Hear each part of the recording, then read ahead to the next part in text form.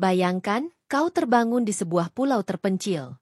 Tidak ada sinyal, tidak ada senjata, dan tidak ada pria lain kecuali dirimu. Yang ada hanyalah ratusan wanita yang semuanya menyimpan luka, dendam, dan rahasia yang tak pernah kau bayangkan. Inilah kisah Bribtu Arga, polisi muda yang terdampar, dan dipaksa menikahi seluruh wanita di pulau terkutuk itu. Sebelum cerita dimulai, pastikan kamu sudah subscribe dan aktifkan lonceng notifikasinya. Dan jangan lupa, tulis shalawat Nabi di kolom komentar. Semoga kamu terhindar dari malapetaka, seperti kisah yang akan kamu dengar ini.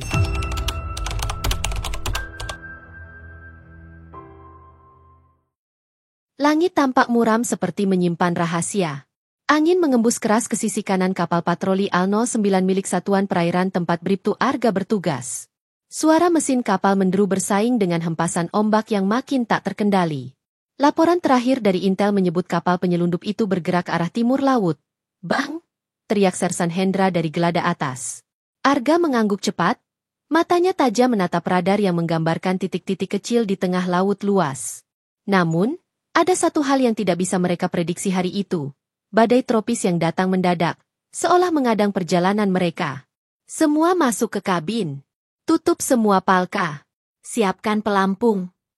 Arga berteriak, memimpin kapal seperti biasa.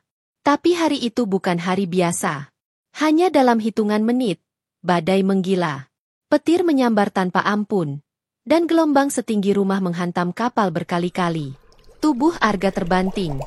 Lalu tergulung air laut yang begitu dingin dan gelap. Kesadaran terakhirnya hanyalah suara gemuruh dan rasa asin di mulut. Gelap. Seng. Ham.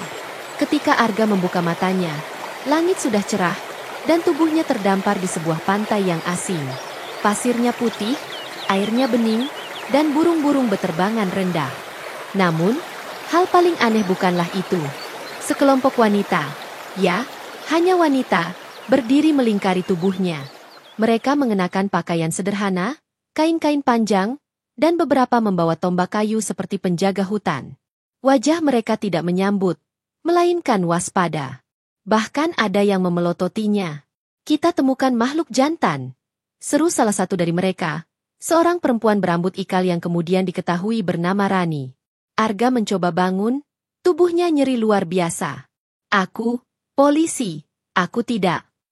Hus! Bawa dia ke ruang isolasi. Tidak. Kita tidak tahu dia siapa. Dia bisa saja, virus patriarki. Seru perempuan lain, dan tawa sinis terdengar.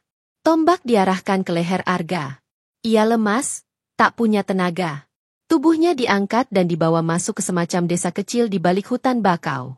Hanya satu hal yang dipastikan Arga saat itu. Ia bukan di tempat biasa. Ia terdampar di pulau wanita. Bribtu Arga terbangun di dalam sebuah gubuk berdinding anyaman bambu. Suara ombak tak lagi keras, berganti dengan suara burung-burung aneh yang belum pernah ia dengar sebelumnya.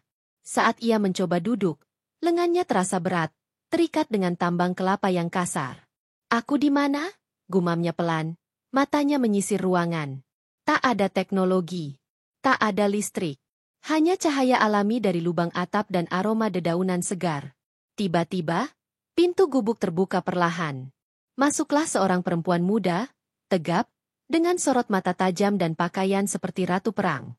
Rambutnya dikepang dua, dan di tangannya tergantung kantong kulit berisi sesuatu. Akhirnya kamu bangun. Suaranya tenang tapi tegas. Siapa kamu? Tanya Arga, masih separuh sadar. Aku Saras, pemimpin muda di pulau ini. Kamu, bukan orang pertama yang terdampar. Tapi semoga kamu yang terakhir. Arga terdiam. Pemimpin? Pulau? Apa maksudnya? Aku polisi. Kapalku karam saat bertugas. Aku tidak tahu ini di mana. Saras menatapnya lama, lalu meletakkan kantong kulit itu di lantai. Ia membuka isinya, daun herbal dan semacam air berwarna kehijauan. Minum ini. Ini untuk luka dan racun air laut. Arga menolak dengan anggukan kecil. Aku butuh komunikasi. Radio. Telepon. Aku harus kembali. Saras menghela napas. Tidak ada radio di sini. Tidak ada sinyal. Tidak ada akses keluar. Ini pulau yang dilindungi dari dunia pria. Arga tertawa sinis. Maksud kamu, ini semacam pulau khusus wanita? Kayak sekte? Mata Saras memicing. Jaga ucapanmu. Tempat ini bukan sekte. Ini tempat perlindungan. Semua wanita di sini datang dengan luka, trauma, dikhianati, disakiti. Dunia pria adalah penyebab semua itu. Arga mulai merasa dadanya sesak. Dengar, aku bukan musuh kalian. Aku hanya ingin kembali. Saras berdiri. Kami akan membawamu ke sidang rakyat malam ini. Kamu satu-satunya pria di sini, dan kami harus memutuskan, apakah kamu boleh tinggal atau dibuang ke laut. Seketika itu, Arga sadar, hidupnya kini dipertaruhkan bukan oleh hukum negara, tapi oleh ratusan wanita asing yang memandangnya bukan sebagai manusia, melainkan ancaman. Ia tak tahu bahwa malam itu akan jadi titik awal dari keputusan paling aneh yang pernah ditetapkan oleh pulau tersebut. Ia harus menikahi semua wanita di sana. Malam tiba cepat di pulau itu. Angin laut membawa aroma garam bercampur dupa dari alun-alun desa. Di tengah lapangan bundar, ratusan wanita duduk membentuk lingkaran sempurna. Di tengah mereka, berdiri Bribtu Arga, masih dengan pakaian sobek dan tubuh penuh luka, dikelilingi penjaga bersenjata tombak kayu. Saras berdiri di mimbar bambu. Di sampingnya, sosok perempuan tua berjubah putih, Bu Mirna, sesepuh tertua pulau, diam seperti batu.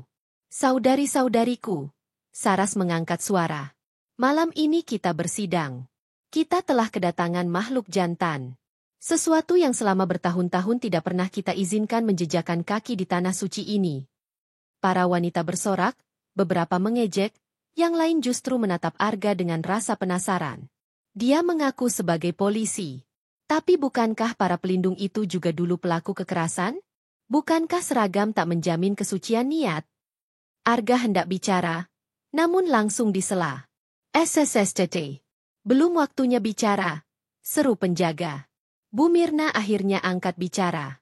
Suaranya pelan namun menggema seperti doa.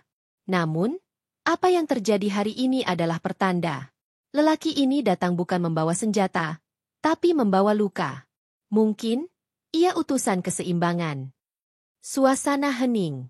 Maka, sesuai kitab tua kita, jika seorang pria datang dalam badai dan selamat di tanah ini, maka ia harus menyatu. Ia harus menikah. Bukan dengan satu, tapi dengan semua. Riuh. Beberapa wanita kaget. Beberapa tertawa geli. Beberapa menangis ketakutan. Arga melongo. Apa? Menikahi kami semua bukan berarti tidur dengan semua orang. Jelas Bu Mirna. Ini simbol penyatuan. Kamu akan menjadi suami spiritual seluruh penduduk. Pelindung. Kamu akan mengingat ulang tahun kami. Menghibur kami saat PMS. Memeluk saat trauma menyerang. Menjadi bapak dari 100 hati. Argasho. Aku cuma polisi, bukan bapak satu kelurahan. Namun keputusan sudah bulat. 3 hari kemudian, upacara pernikahan massal paling absurd dalam sejarah digelar. Arga duduk di altar, wajah pasrah, dikelilingi oleh perempuan-perempuan dengan gaun warna-warni. Ia dipaksa mengucap ikrar yang tak ia mengerti sepenuhnya. Dengan ini, kami nikahkan kau, Bribtu Arga, dengan seluruh wanita Pulau Sitarahma. Mulai dari bayi sampai nenek-nenek. Sampai ajal memisahkan. Seketika semua wanita bersorak, menabuh alat musik bambu, dan menari. Arga? Ia menatap langit. Pikirannya hanya satu. Aku harus cari cara kabur dari Pulau Edan ini. Tapi ia belum tahu bahwa hatinya sebentar lagi akan berubah. Hari-hari setelah pernikahan massal itu berjalan seperti mimpi buruk yang dibungkus pita warna-warni. Arga bangun setiap pagi dengan jadwal yang aneh, memijat pundak perempuan lansia, mendengarkan curhatan 3 janda bersamaan, menemani remaja galau belajar silat, bahkan menggendong anak kecil yang mengira dia ayah biologis baru. Tapi di balik semua itu, satu hal mengejutkan terjadi. Arga dan Saras mulai saling jatuh hati. Saras, yang tadinya dingin dan penuh prinsip anti pria, mulai melihat sisi lembut Arga.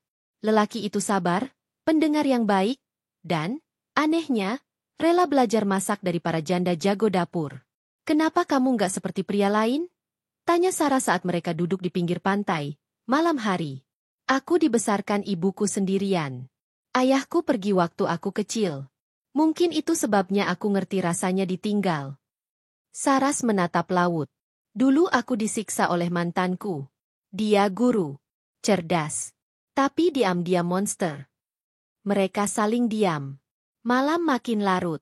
Ombak berdentam lembut seperti jantung yang tenang.